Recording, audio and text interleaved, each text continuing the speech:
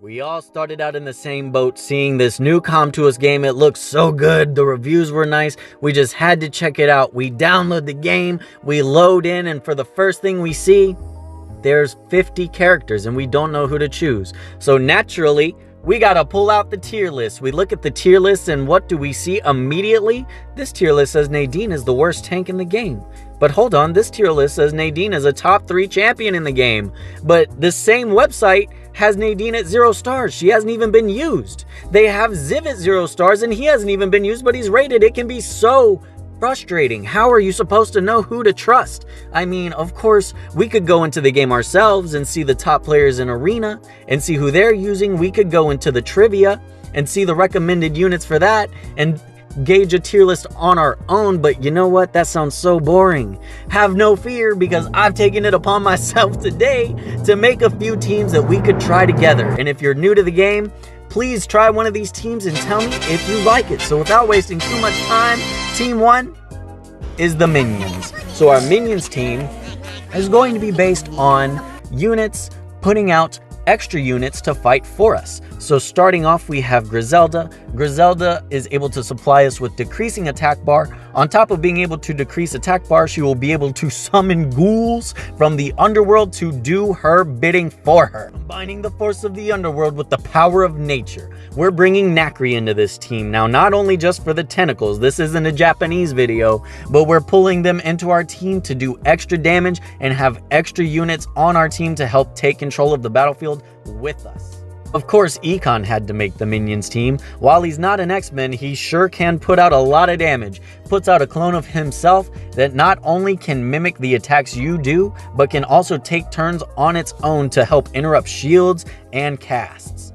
Of course, you can't have Econ without Examina. Pretty much the same thing. We'll be putting out a shadow clone of ourselves to help take turns with us and help pump up the amount of units that we have on the battlefield until we have an army.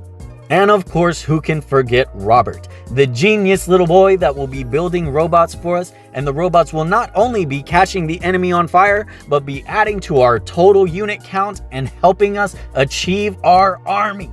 For the Minions team, I would recommend sitting in the back line and sending your units forward for you. Next is going to be the Bullies.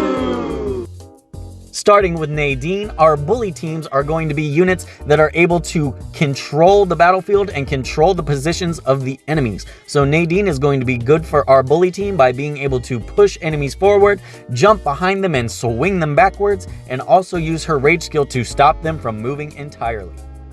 Amon is obviously going to make the Bullies team because not only is he able to pull enemies in with 2 different abilities, his third skill is also a charge that will stun the target while absolutely knocking everyone in his path to the side by a large margin.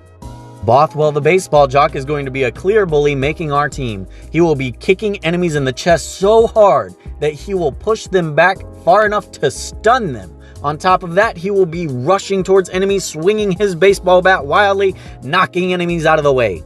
Raymond, while new to the battlefield, is now close to our hearts and close with the bullies. His first skill is going to be in a wide arc range that is able to knock enemies in the direction that his sword is swinging. Plus, he has another skill that will also control the position of the enemy.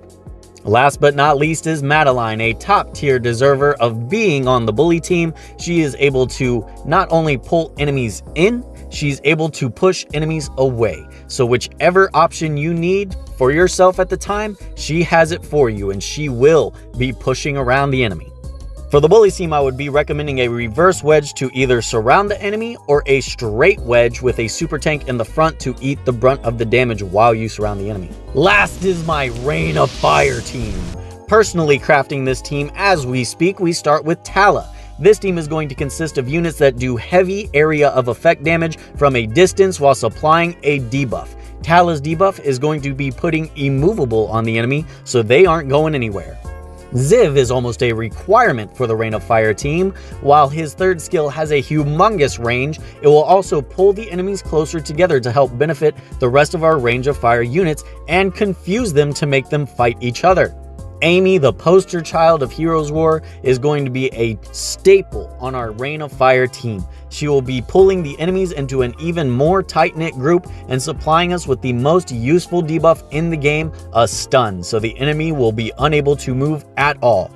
Farias obviously is going to be on our Reign of Fire team because not only does he supply us with an imprint debuff, he is straight up able to annihilate teams instantly by himself with that ridiculous damage. And last but certainly not least is going to be Irina.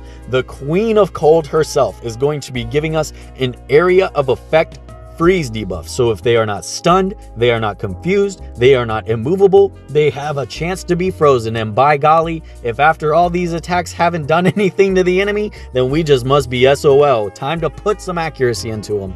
The Reign of Fire team will probably want your units to be close together so that you can efficiently supply debuffs. I want to give new players more options because it can be stressful. You want to be the best in arena. You want to be the best in trivia. You want to be the best for your guild. You just want to be the best you can be. But it's so difficult to juggle all of the things in this game that sometimes we forget to focus on the main point of the game is fun.